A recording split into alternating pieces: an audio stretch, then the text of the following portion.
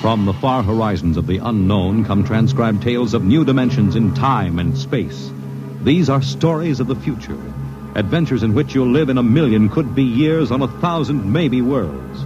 The National Broadcasting Company, in cooperation with Street and Smith, publishers of astounding science fiction, presents X minus 1.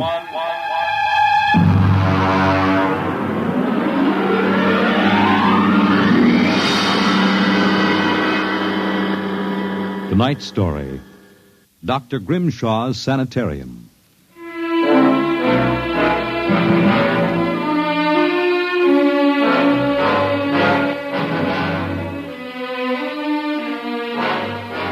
What you will hear in the next half hour represents either a magnificent hoax or the true explanation of the famous Grimshaw Sanitorium scandal which made the headlines back in 1947. The manuscript upon which this account is based was removed by the New York State Police from a fountain pen cover found in the doorway to Dr. Grimshaw's study. We offer this manuscript as evidence only. Whether it is authentic or not, you must judge for yourselves. My name is John Dougherty. I'm a graduate of Hamilton College, class of 34, a member of Theta Alpha. I'm one of those fools who wanted some excitement in life, so instead of going into my father's shoe business, I became a private detective.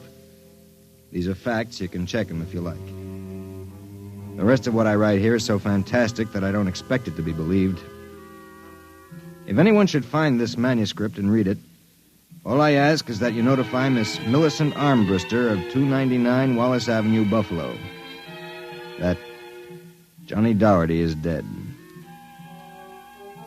On the evening of July 1st, Miss Armbruster and I were driving to a wedding. Not our own, although I wish it had been. It was Sunday, and in order to avoid traffic, I took the Old Mill Road, a single-lane dirt affair that runs past the Gowanda Cemetery. Johnny, aren't you going too fast? Not for this road. There isn't a thing around except some tombstones and... Johnny, the gate to the cemetery. What about it? That hearse, look out! Look out! We skidded for about 20 feet and slammed into the back of the hearse. The two rear doors buckled and snapped open. It was a freak. A huge oak coffin with brass handles tipped up and began slowly to slide back toward us. Oh, how horrible. You stay right here, baby. You okay, Mac? You don't pay much attention to speed limits, do you, Jack? Now, look, let's not get hung up on who was right and who was wrong. I was going too fast, and you were traveling without lights after dark. Let's see your driver's license. Right here. Oh. Private eye, eh? Now, if you don't mind, who does this joy wagon belong to? Gowanda Funeral Service. It's being rented to Grimshaw. Who? Grimshaw from the private sanatorium. Mind if I ask what you were doing after dark coming out of a cemetery with a wooden kimono? We're moving one of Grimshaw's patients to a new grave. They always travel like this? Look, Hawkshaw, how about skipping the third degree and giving me a hand getting this box back in the wagon? A pleasure. Better screw on that cover again. It's going to slide off. Let's get it in the hearse first. Okay, Junior. You get on that end. Okay. You ready? Yeah, lift. Just slide it. Oh, brother, who's in there, King Kong? Look out for the cover. I told you that would happen. What's the guy's name, Junior? Oh, why don't you ask him, Sherlock Holmes? A real wise guy, huh? I've got half a mind to report this accident. Yeah, well, go ahead. See where it gets you. Now, if you'll pardon me, I'll deliver the body.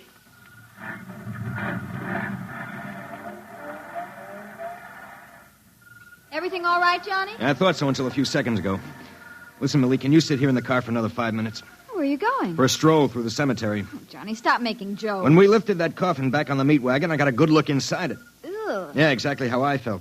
I figured we'd knock the stuffing out of the corpse, only I didn't expect the stuffing to be sand. What? Yes.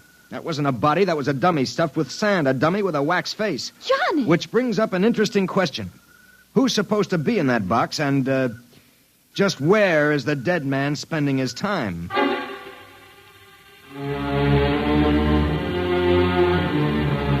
Sometimes in my business, when things drop off, you have to go out and, dig up new clients. My next case was a gentleman named Harlan Ward Sr., a wealthy automobile manufacturer. I'd gotten his name off his son's tombstone. Are you trying to tell me, Dougherty, that my son Harlan was never buried at Gowanus Cemetery? Exactly, Mr. Ward. But why? Maybe if you'll tell me the circumstances surrounding your son's death, I can help answer that. My son was a rather impetuous young man. Tall, good-looking. After his graduation from Princeton, he began drinking quite heavily. After he got into a couple of scrapes, we sent him to Dr. Grimshaw's Sanitorium in the hopes that he could be cured. While my wife and I were in Europe, we received word that he died, buried at Gowanus in our absence.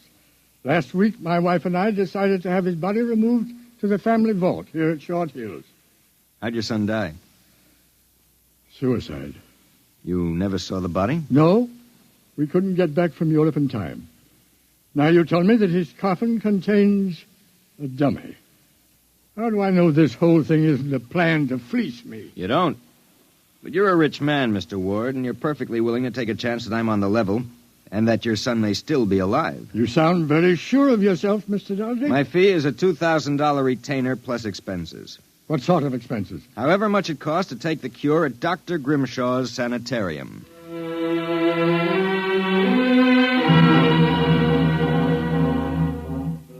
Dr. Grimshaw's Sanatorium was just outside Gowanda. Most of the cases were nervous breakdowns and alcoholics. I committed myself as a dipso, and just to make it convincing, I stopped at 5 or 6 bars on the way over. I was interviewed by Grimshaw himself, a small man with a fringe of white hair. You understand, Mr. Doherty. That's not my real name, of course, social reasons. We understand. Our paid clientele is very select, and our rates are very high. You'll be paid in cash and in advance, Dr. Grimshaw. How long does a cure usually take? That, of course, depends on the degree of alcoholism. This is my assistant, Dr. Boyner. How do you do? How do you do? We are accepting Mr. Doherty as a patient. Better place him in the ward with Mr. K and Mr. Keiki. Mr. K is a long-term patient, Mr. Doherty, a highly intelligent man, formerly a professor of plant pathology. Mr. Keiki suffers mild delusions. I think you'll find him rather amusing.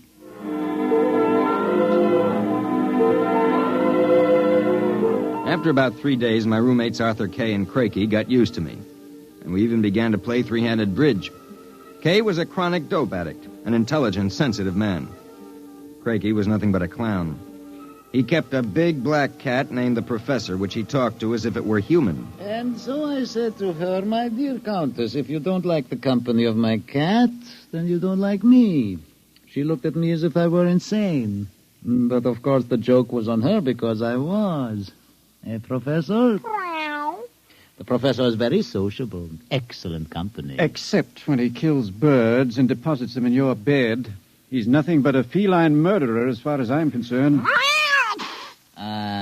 See? You have insulted him, Mr. K. Come here, Professor. Let's make friends. How about giving me your paw? Oh! Scratched me, you black devil. You insulted him. You hurt his feelings. Well, just keep him away from me. It will be a pleasure. I would advise you not to insult him again. Good afternoon and evening. Is he always as nuts as that? Ever since I've been here. What's his problem? Manic depressive. And a little paranoid, too. How long have you been here, Arthur? At Grimshaw's 2 years. I left for a while, but I couldn't stay away from the junk, so I committed myself again. Did you, happen to know a patient here named Harlan Ward? Why do you ask that? Did you know him? I met him socially a few times. I understand he died here. So the newspapers said. I wouldn't know. Suicide, wasn't it? Was it? You're being pretty careful, aren't you? Mr. Doherty, what would you say if I were to tell you that I don't believe Harlan Ward is dead? What makes you so certain? He used to share this room with us. He slept in the same bed you now use. I see. He was an alcoholic, doing quite well, too, from what I could observe. We all expected him to go home soon. Then one evening he had a violent fight with Crakey. Crakey accused him of snooping or something. Later that night, Grimshaw and Boyner took him out. Where? Where they take all the special treatment cases to the charity clinic. It's that small building on the other side of the stone wall. A few days later, we read about his death. Suicide. They said. Just what makes you think he's still alive, Arthur? This. About a month ago, I was in the garden next to the wall that separates us from the charity clinic. Suddenly, I thought I heard a sound, like a child whimpering. It stopped. And a moment later, this note came over the wall, wrapped around a stone. What's it say? Help me, for God's sake, Harlan Ward. Arthur, how would you like to have some fun? Like what? Like sneaking out tonight and going over the wall to the charity ward? What do you say? It would break the monotony a little. I suppose there's no real harm in it. Of course not. I'd go alone, but I'll need help scaling the wall. Will you do it? All right. I'll go with you.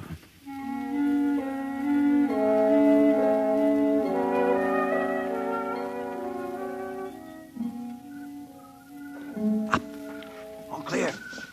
Give me your hand and I'll lift you. Right, careful when you drop. Ready? Go ahead.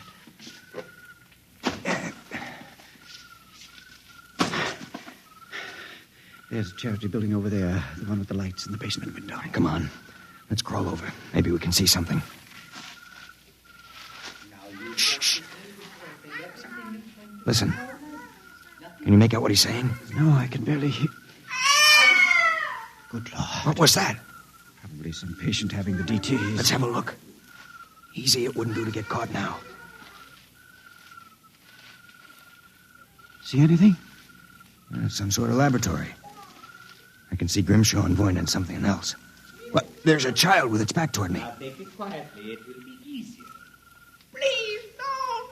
It will all be over soon. You won't remember anything. No, I don't want to go. Why not give it to him? No. Shut him up, boy, now. Good Lord. What was it? What did they do to that child? Arthur, that wasn't a child. It was a midget.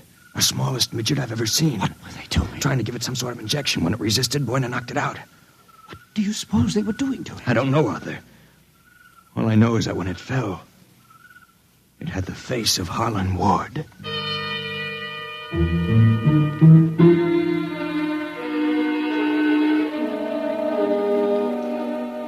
All the way back to our room, my brain was working like some frantic pinball machine. Only the score somehow wouldn't add up. The pieces were there, all right. A crazy old doctor, a brutal assistant, a private sanatorium, and a midget with a dead man's face. I thought that when I got back to our room, I'd have some time to think about it.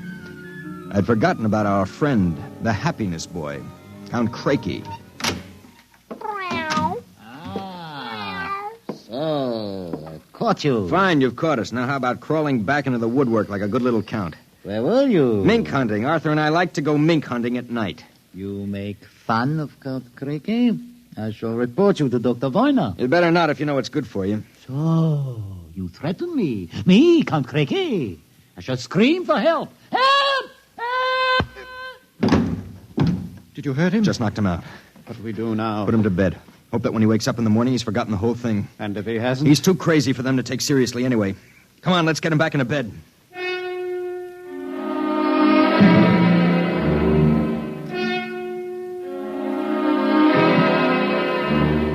I went to sleep in my own room.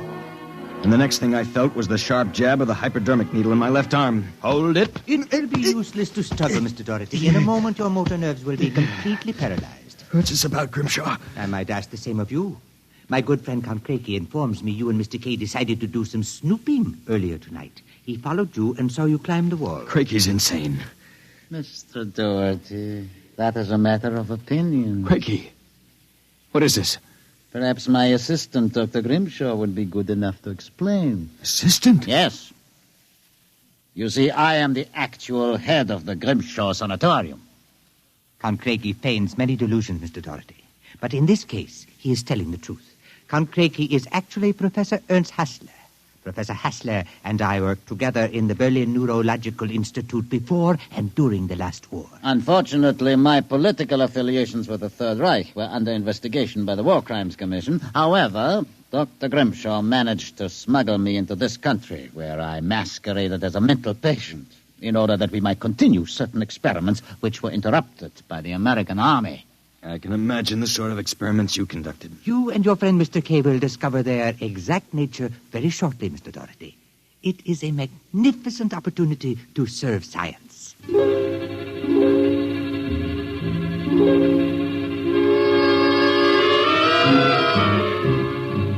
passed out. And the next thing I knew, I was coming to in a different room and hearing the voices of Voyna, Grimshaw, and Crakey, as if from a great distance. Pituitrin. Pituitary. 4 cc's. 4 cc's. How are the measurements? Reducing rapidly. We'll operate at once. Have Voyna start the anesthesia. Very well, Doctor. Come back.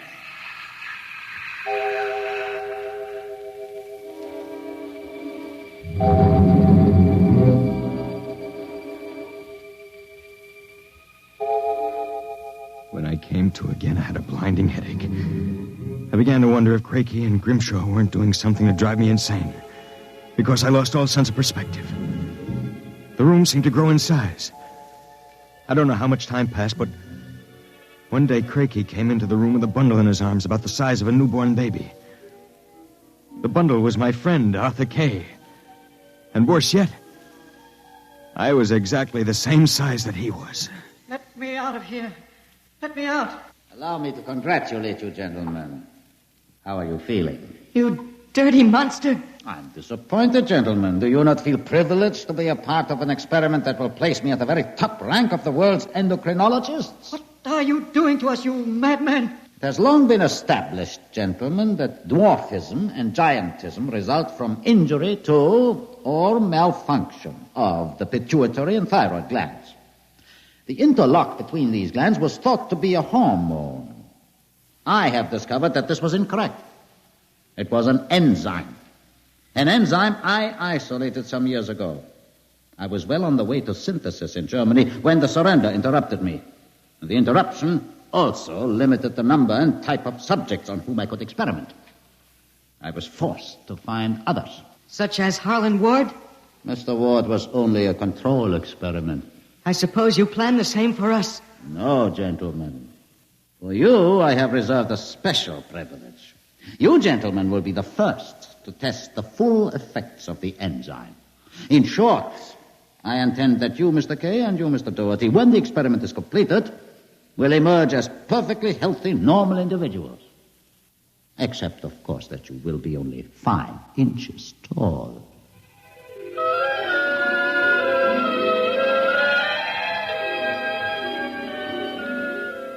The days and nights that followed were a living nightmare. A nightmare from which Arthur and I awoke for brief periods to find ourselves in a strange new world. A huge, frightening world where everything seemed enlarged 100 times. When we finally emerged, we found ourselves imprisoned in a tiny mouse cage. Judging by the relative size of things, we could not have been more than 5 inches tall. Now we realized the experiment was at an end. That from now on, it was either escape or be destroyed. How's it coming, Arthur? Another moment. I think I'll have this lock worked loose. And if we escape, then what? We'll worry about that after we get out of this mouse cage. Suppose we don't make it. At least you've written the story on that scrap of paper. Someone may find it and read it. Nobody will believe it. Then why did you bother to write it? I don't know. I suppose I want the world to know what happened to me. That does it. Help me push the door open. Now what? The first job is getting down to the floor. I think we can make it by sliding down the telephone cord. Are you game? Go ahead. I'm right behind you. Easy now. Look out! That does it. Now, if we can figure out a way to get out of the room, well, that should be... Uh-oh. Listen. Somebody's coming. It must be Crakey. We've got to hide. Here. The grate in the fireplace. He'll kill us if he finds us. Stay quiet. Well, my friends, time for feeding. I trust that you... So, you have managed to break out. It won't do, you know. There is no way you could have gotten out of the room with the door and window locked. I know you are in here. I would advise you to save yourselves trouble and give up. Very well, my tiny friends. If you prefer to play the game of cat and mouse, then I shall be happy to furnish the cat. There is no way you can get out. What now? He's gone for the cat. If that monster ever gets in here, we're goners. There must be... Wait a minute. What? You see that thin strand of wire running along the molding? What about it? It's the automatic fire alarm. When the alarm is tripped by a fire or short circuit, all the locks are sprung so that the patients can escape from their rooms. If I can short that wire before Cricky lets the cat into the building, let's go. There's a tiny sliver of steel from the cage on the floor. I'll work with that. You keep an ear to the door. Go ahead. This insulation is tough as rawhide. Life is stuck. Hurry up, Arthur, for God's sake. There it is. Stand away. I'm going to short it. Ready? Okay. We made it. There goes the door. Let's make a run for it down the hall. If we can get to the garden, we've got a chance. I smell smoke. The short may have actually started a fire. Come on. Wait a minute. I have to go back. The manuscript. Don't be a fool. There's no time. Come on. You go ahead. I'll catch up. Hurry up. I'll wait in the hall. Only a second. I've got it. Come on. There's nothing to stop us now. Arthur? Where are you? It's funny. Arthur? Arthur? Arthur, what's happened to you?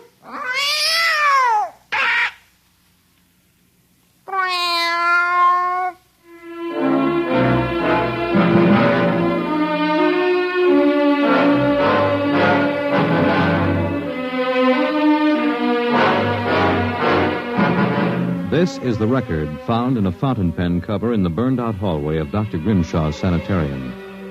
There's nothing to add, except that the fire which destroyed the sanatorium and killed so many of its occupants, including Dr. Grimshaw and Dr. Voyna, was definitely of incendiary nature.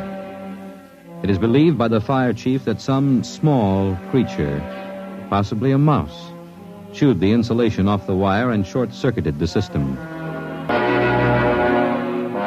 The two patients, John Doherty and Arthur Kay, vanished completely after the fire, and their remains were never found. Whether the manuscript which you have just heard is authentic, or whether it was the work of one of the more demented inmates of the sanatorium, we leave to your judgment.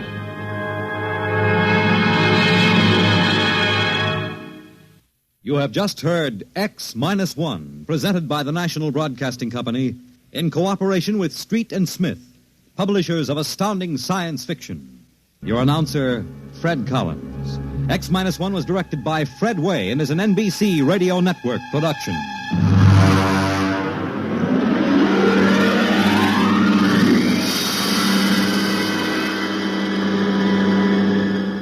X-1.